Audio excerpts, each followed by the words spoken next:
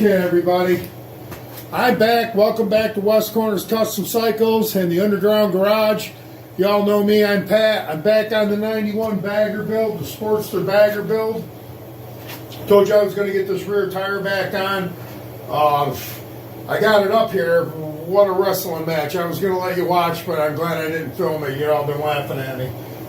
Anyway, there's an insert here on the lift that you can take out. I had to get the tire up in there, hold it up in there, and then get the insert back under there at the same time. And I was wrestling with it for quite a while. Then I had to wrestle with getting the caliper on the other side to start on the rotor. So I'm almost there. Figured I'd turn it on, let you guys laugh at me a little bit while I wrestle with it the rest of the way. When that's done, I'm going to show you a really cool trick on how to line up your tire and make sure that it's true when you get it all done, and how you can adjust it and you know it's tracking dead straight. I'm going to go on the other side here right now, get that caliper on there a little better and get this axle started and work it through to that side, and then we can check clearance on everything.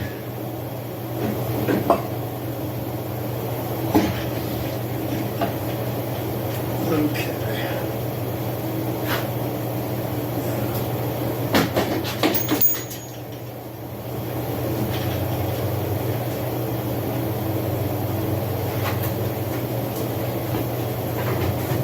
Alright, I got the axle through the swing arm on that side and the caliper bracket. Now I got to get it into the wheel itself.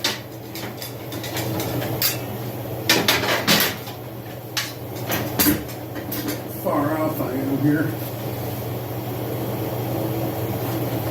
This is what people roll.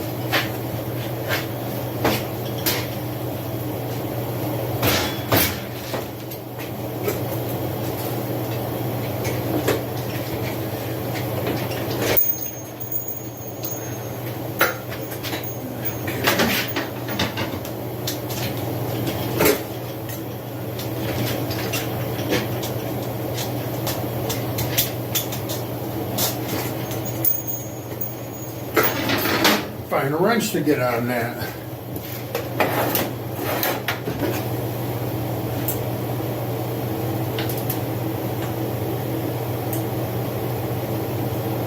There's a spacer in the rim right here. Popped out. I was trying to push that axle through, I think.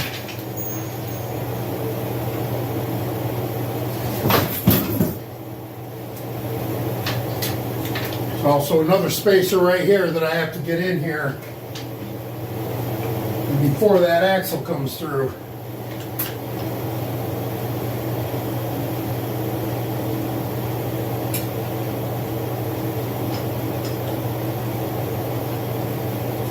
Well, I'm going to try and get that axle through all the way for right now.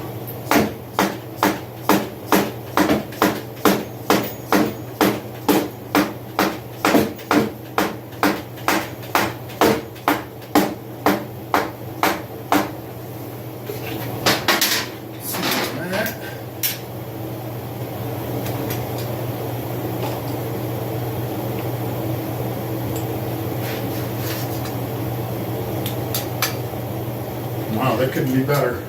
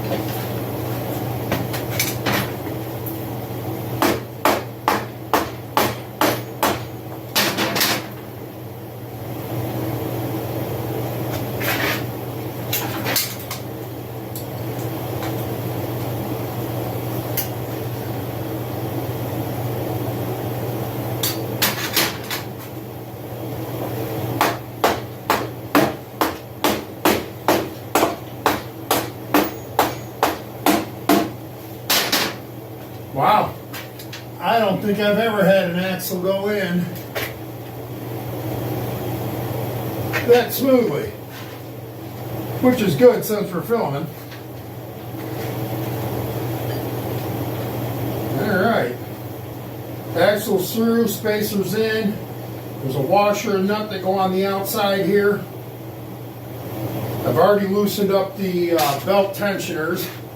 I'm going to push the tire forward so I can get this belt on. I have to loosen it up more.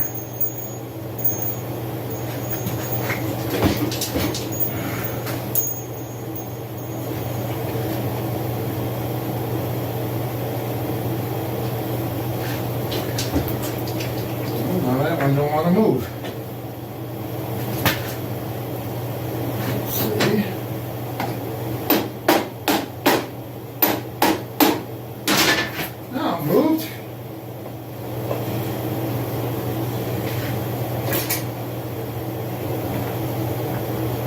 Yeah, we got to loosen her a little bit more.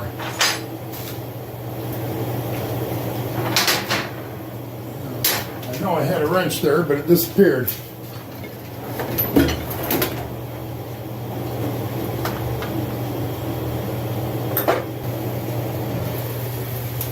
Put that heater off too.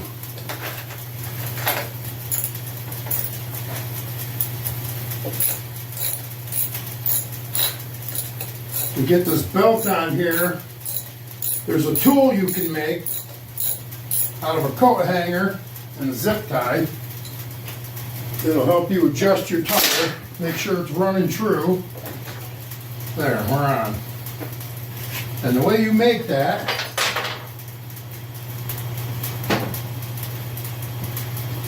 is you take a piece of wire. I usually use a coat hanger. Made 100 of these. I don't know where keeps happening to them, but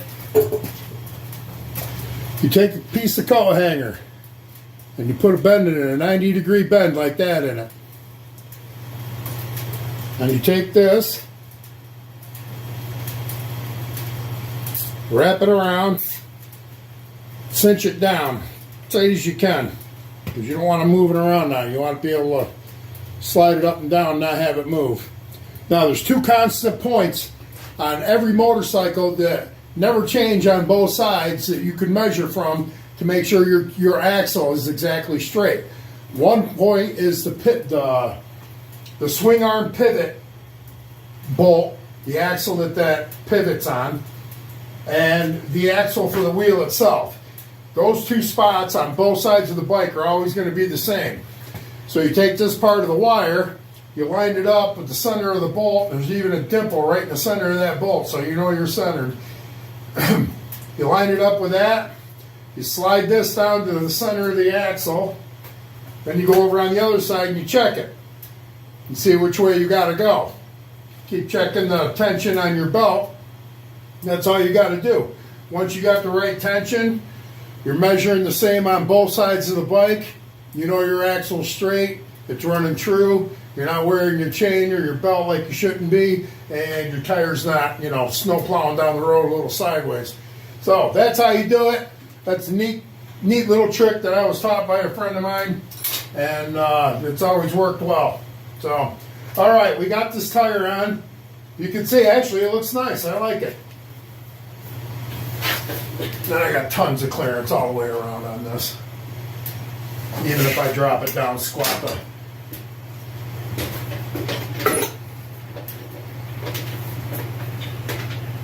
a little off on this, a little tight on this side, but I think once I get that bag back on and bolted down and get this tire trued, it should run okay. But all right, well, I'm not going to sit here and make you watch me run back and forth on both sides of the bike adjusting this up. Actually, I don't really need to do that right now. Because this is going to be coming back off, so I can do all the wiring under the fender in here, and I've got all the wiring to do on the triple light bar and everything up front. I did talk to the guy because I got looking at this, and I don't remember taking blinkers off of this, so I got talking to my buddy that used to own this, and he said, yeah, he stripped it right down, redid the wiring on this bike, and it is just basic wiring. It has no blinkers. So everything's going to be riding lights, except for the back 3 brake lights. The lights on the back of the Bates bags are actually brake and tail lights, and the center one here is going to be a brake and tail. So I have 3 brake lights on the back and a bunch of tail lights, and we'll be real visible that way. All right. Well, I'm going to get this back up here, I guess, now after all that work putting it on, and start working on some wiring. So, all right. I just wanted to catch you up on how we're doing with this. We do got the clearance we need, and it's a go. All we got to do is wiring. We're going to have to clean out the carburetor on it, and then it should be ready for paint. I don't want to stick gas in the gas tank until it comes back from paint, because I'm just going to have to drain it out of there anyway, and that's just going to be more work. So, all right, everybody. I just wanted to come back and show everybody again how this tool works, just so you're sure you got an understanding of it. First off, I use the white zip tie, and I use the big one, and that's the 90-degree bend in the other side of it.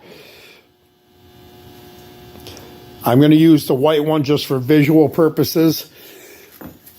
If you use a small one, where am I? A small zip tie, it grabs the wire better. This is starting to like slide around a little.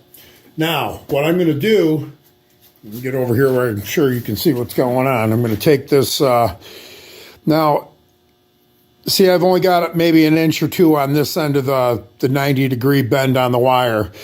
And as you can see, the zip tie is real long. Cut your zip tie down to about the same length.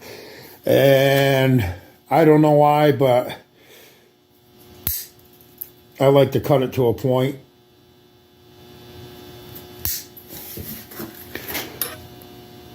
Like that. That's something I do. But now you take that, and this little end here, and like I said, this is your axle nut right here, or your pivot bolt for the swing arm. This is your axle bolt. Now if you take this, you line this wire up on the center of that, and you bring this back here to the center of the axle nut. Then you know it's that, that's your measurement. Then you go to the other side, you check on the center of the axle and on the center of the pivot bolt on the other side. See if it's got which way your axle has to go, and you adjust your tensioner accordingly. That's all it is. It's real simple. It's not rocket science. You make the tool real easy. It isn't going to cost you anything. And it's a super, super precise way to make sure that your tire's tracking straight. All right, I just wanted to make sure everybody understood that, and I will catch you on the next video. All right, peace out. See ya.